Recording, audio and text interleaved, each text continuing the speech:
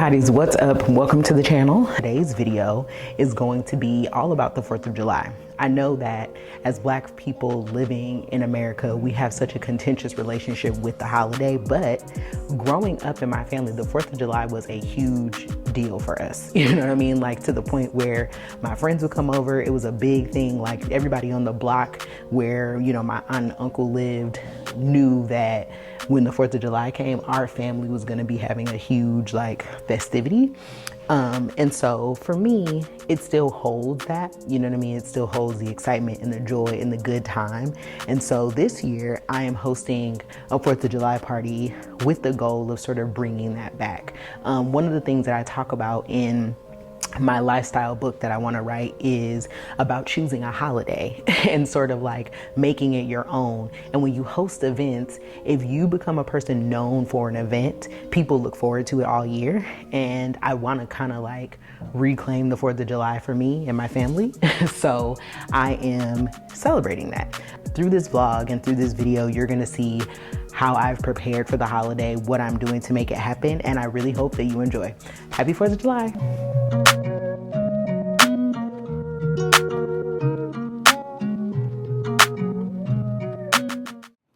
Hey hotties, what's up? So we are going to go inside Home Goods because I am hosting the 4th of July and we need to get a few things. So let's go on a little shopping excursion. What to the slave is your 4th of July? I answer, a day that reveals to him more than all other days in the year, the gross injustice and cruelty to which he is the constant victim. To him, your celebration is a sham. Your boasted liberty, an unholy license. Your national greatness, swelling vanity, your sound of rejoicing are empty and heartless. Your denunciation of tyrants, brass-fronted impudence, your shout of liberty and equality, hollow mockery. Your prayers and hymns, your sermons and thanksgivings, with all your religious parade and solemnity, are to him mere bombast, fraud, deception, impiety, and hypocrisy, a thin veil to cover up crimes which would disgrace a nation of savages. There is not a nation on earth guilty of practices more shocking and bloody than are the people of the United States at this very hour.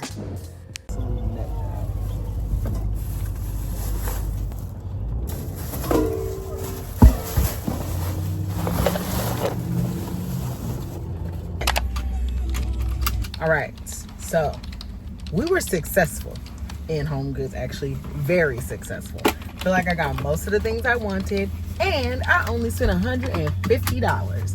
Bam! Buck-a-roos, okay? Now I need to go to Crate and Barrel, the outlet, so I can see if they have some sheer curtains or just some curtains, because I'm realizing that my house is missing that and I need a window treatment. It's actually stressing me out. Okay, y'all, we're in Crate and Barrel.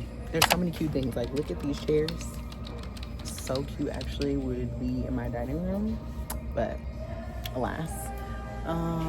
So I'm just in here seeing if I can find some curtains, but obviously I have to look at the, like, you know, kitchenware because I'm in Crate and Barrel and why would I not? I love this store obviously because it's an outlet, but the one thing is you always just have to get whatever is available. They have this dope air hockey table, and actually I would love to put it in the playroom in my house, but if I came home with an air hockey table, my husband might be like, what are you doing? So I'm gonna leave it here. But you know, we're just looking around, perusing, seeing what we see.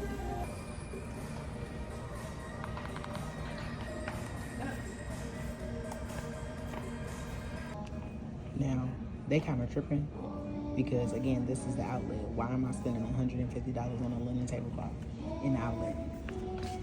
Get it together. Oh, wait, this little runner looks cute. Oh. No. I thought it was a lobster. Me too. No.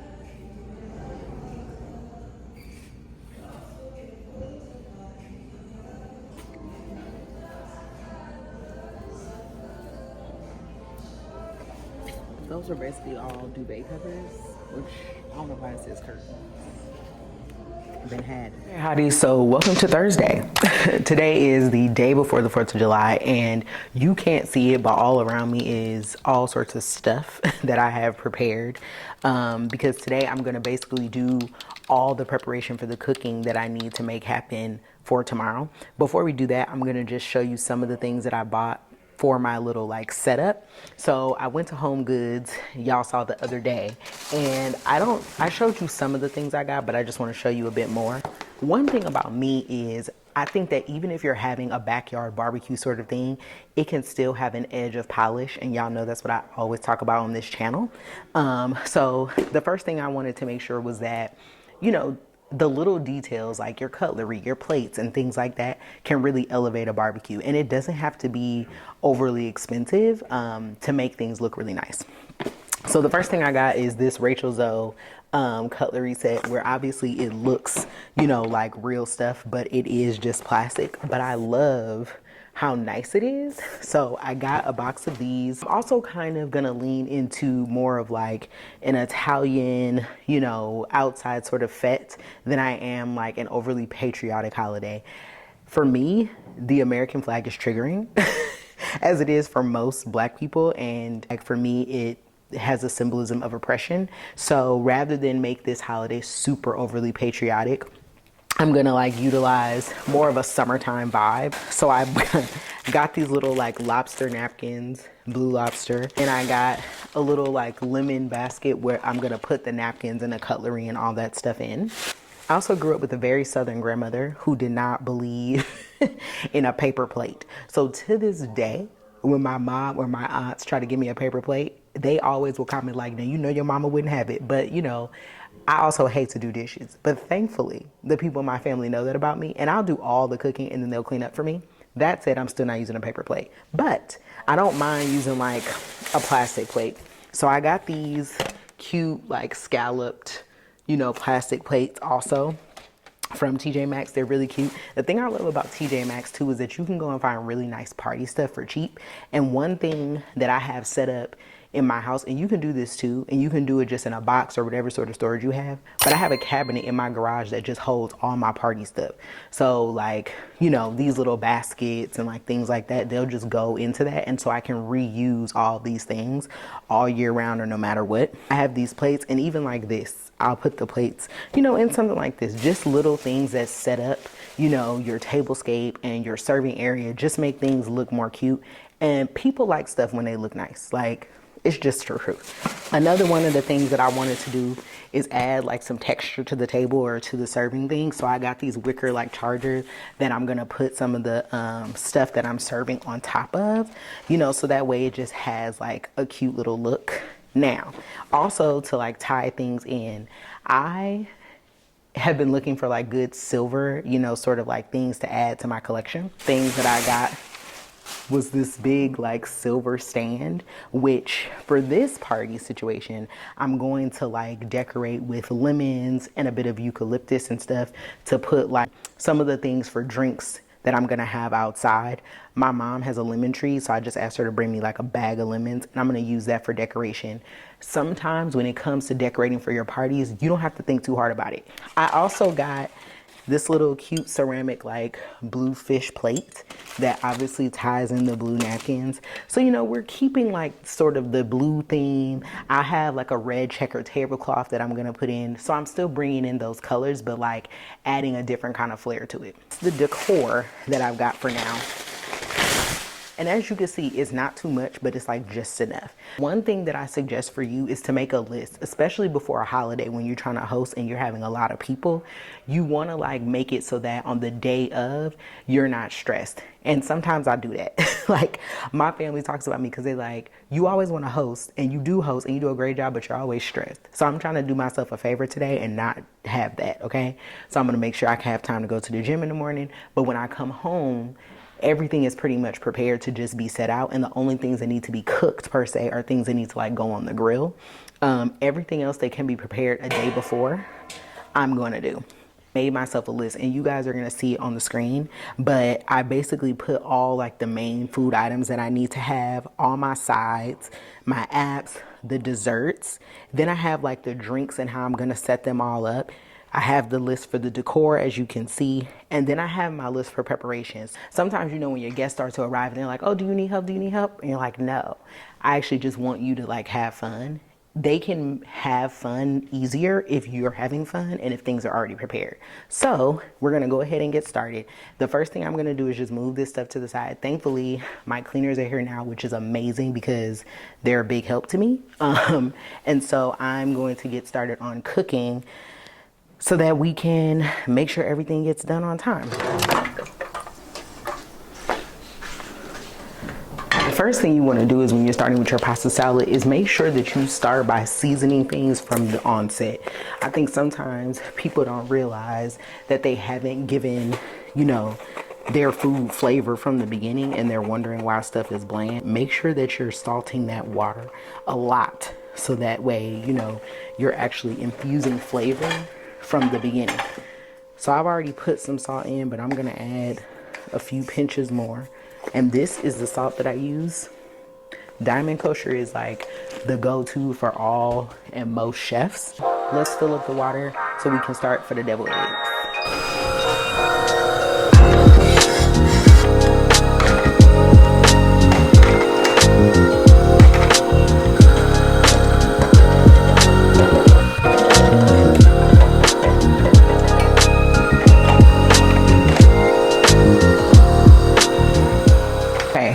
Now that all those things are on, I can move on to the next step, which is to go ahead and start seasoning up the ribs. I want them to sit, you know, in the seasoning overnight. And basically, I'm going to bake the ribs in the oven and then finish them on the grill. I'm not going to measure all of this out, but the base of it is brown sugar. But in order to balance the sweetness, because I don't necessarily want the ribs to taste like candy, I'm going to use ground mustard. That's why I'm using smoked paprika, you know, a lot of herbs. That way, even though you're getting like that, you know, sweet of the rib, you're still going to get a depth of flavor inside of it. If you want to add a little bit of tang, I suggest you put like some apple cider vinegar or something of that nature. Sometimes even people do beer.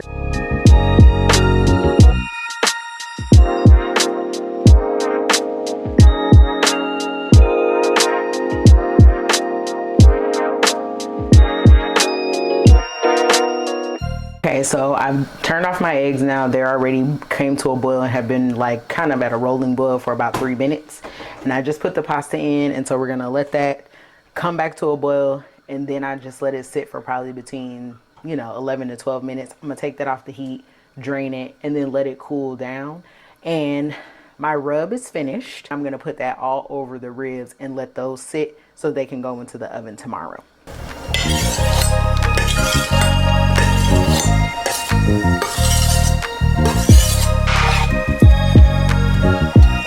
I'm gonna take the ends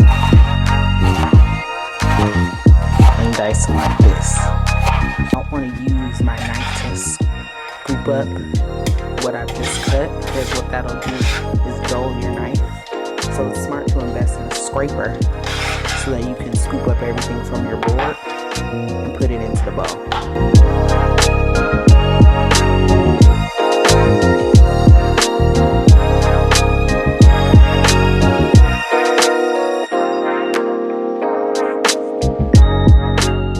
I feel super great because everything is starting to get done, and so I can feel myself being relaxed. Normally I'm like, I feel like I'm zipping and running around. So the pasta is cooling. The eggs are now sitting like in a bowl of ice water. I'm gonna get ready to peel those. I have already cut up all the accoutrements that go inside of the pasta salad. Now I'm gonna make this little appetizer that my family loves, which is sort of like a BLT in a tomato.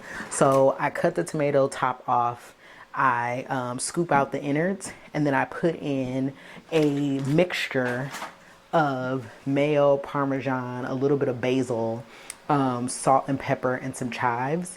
And I squeeze that from, you know, like a little piping bag or a makeshift piping bag, a Ziploc, and I put it inside of the tomato. It's just like a delicious little popper, and everybody always asks for it. So I bought 2 big old things of flavor bombs or cherry tomatoes so I can make that happen.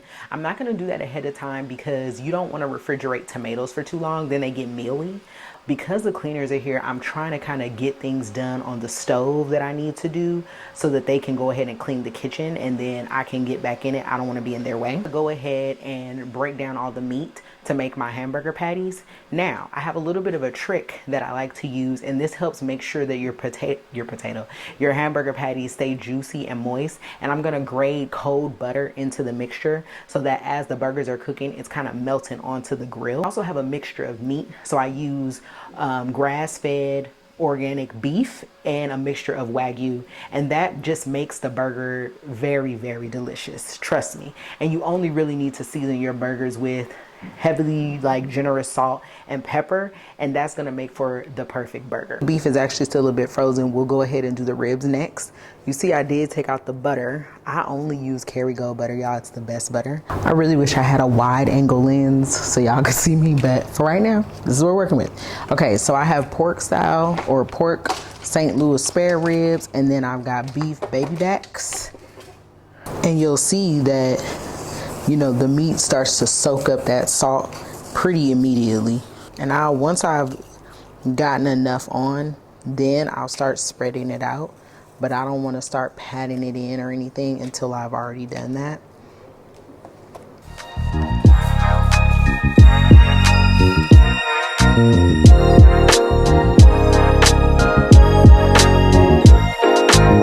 Have that. Now, this one doesn't have mustard or anything, but I'm going to spread some oil on it, which will also help it marinate.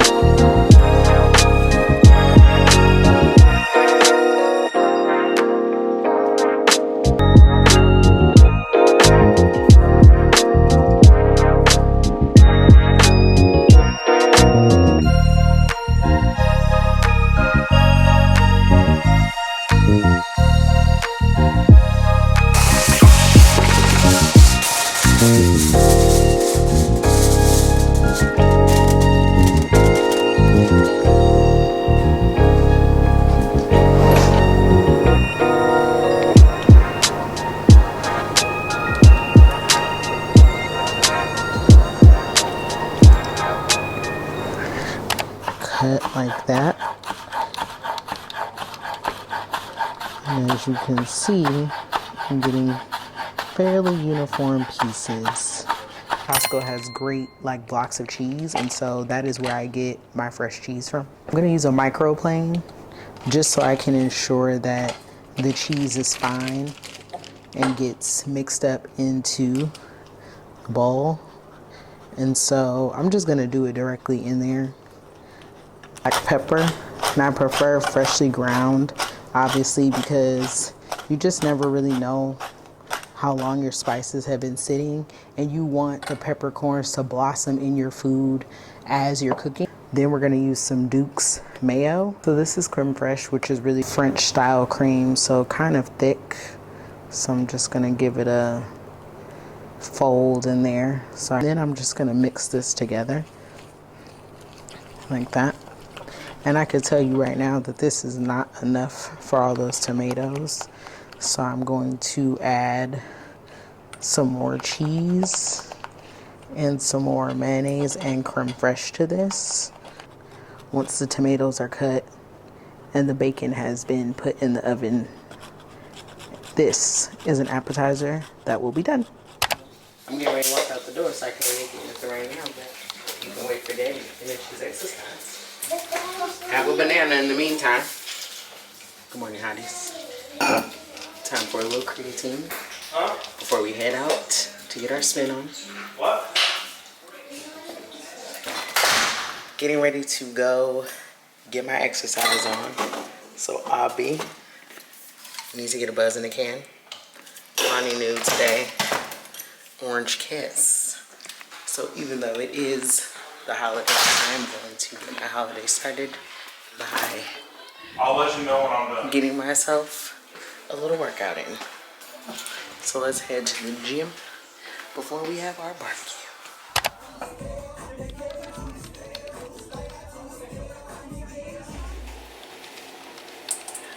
What's up, hotties? I am in the middle of finishing touches.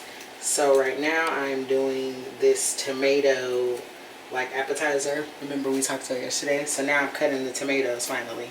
So the ribs are in. I have done the corn for the elote. I was thinking about earlier today and I was like, why do I love the 4th of July so much? And I think just being able to hang with my friends and my family, it does hold good memories for me. And I think that it's like a challenging thing to sort of, you know, reconcile with, in understanding that America is hardly what any of us like really want it to be.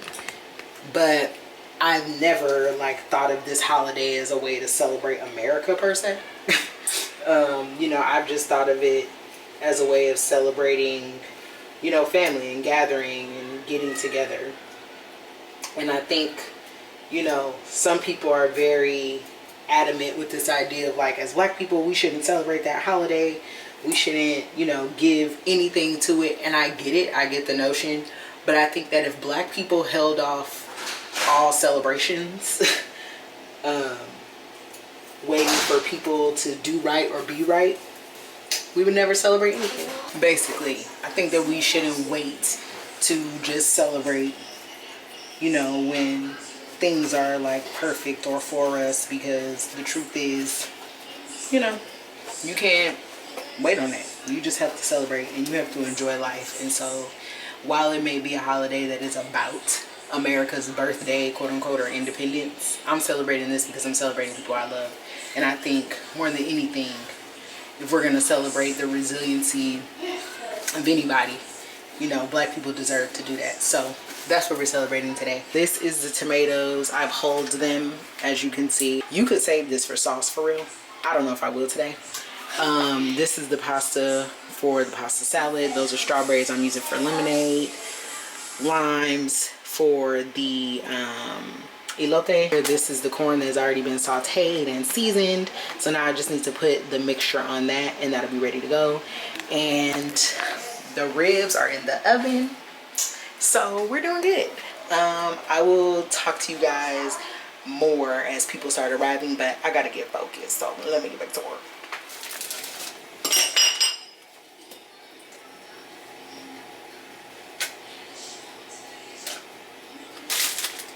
Now I'm only gonna put a little at first because I don't want to overwhelm the bag and then it come busting out to the top.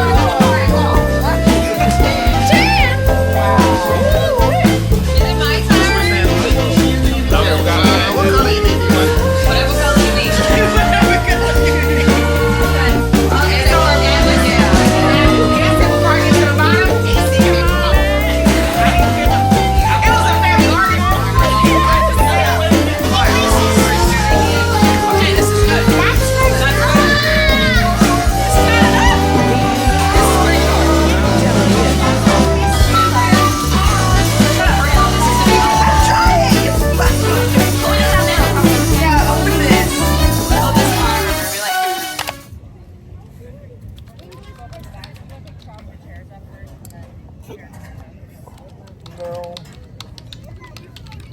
But it was